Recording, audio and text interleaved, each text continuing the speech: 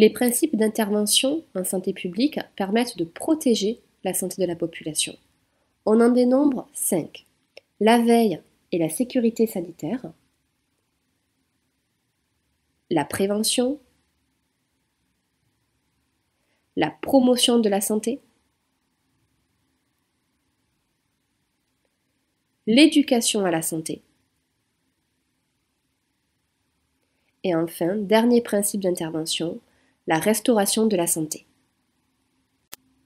Premier principe d'intervention en santé publique, la veille et la sécurité sanitaire. La veille sanitaire observe les événements qui seraient susceptibles de représenter un risque pour la santé des individus. Par exemple, la surveillance de la grippe tous les hivers. La veille sanitaire est assurée principalement par l'Institut national de veille sanitaire, qui fait aujourd'hui partie de l'agence de santé publique nommée Santé publique France. La sécurité sanitaire contrôle les risques qui pourraient altérer l'état de santé individuel ou collectif.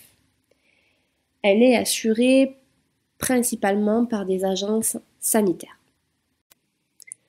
L'Organisation mondiale de la santé définit en 1948 la prévention comme un ensemble de mesures visant à éviter ou à réduire les risques d'apparition, d'aggravation ou d'extension des maladies, des accidents ou des handicaps. On distingue 3 niveaux de prévention.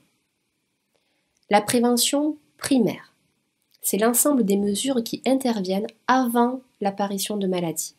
Elle a pour objectif de diminuer l'incidence d'un problème de santé en réduisant les facteurs de risque. Par exemple, le port obligatoire de la ceinture de sécurité, l'interdiction de vente d'alcool mineur ou bien encore la vaccination. La prévention secondaire intervient au début de la maladie afin de la soigner plus efficacement et éviter son évolution. Elle contribue à diminuer la prévalence des problèmes et se base sur les dépistages. Par exemple, la mammographie chez les femmes de plus de 50 ans. Et enfin, 3e niveau de prévention, la prévention tertiaire. Elle intervient pendant, à la fin et après la maladie. Elle vise à réduire la prévalence des récidives et des incapacités conséquentes à un problème de santé. Par exemple, l'éducation thérapeutique ou bien l'aide à la réinsertion professionnelle. L'éducation à la santé est l'ensemble de mesures et de connaissances qui vont permettre à l'individu d'avoir un comportement favorable à sa santé. L'éducation à la santé favorise l'action de l'individu sur sa santé et se poursuit tout au long de sa vie. Les campagnes d'information au grand public sont des actions d'éducation à la santé. L'éducation à la santé est une composante de la prévention et de la promotion à la santé. La promotion de la santé. La promotion de la santé est un processus qui confère aux populations les moyens d'assurer un plus grand contrôle sur leur propre santé et donc d'améliorer celle-ci. Elle confère aux individus les moyens variés pour agir et contrôler leur santé, d'en devenir les acteurs.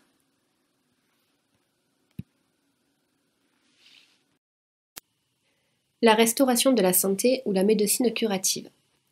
Ce principe consiste à améliorer la santé grâce aux soins. Il se réalise à travers le système de santé qui est composé d'établissements de santé et de professionnels de santé.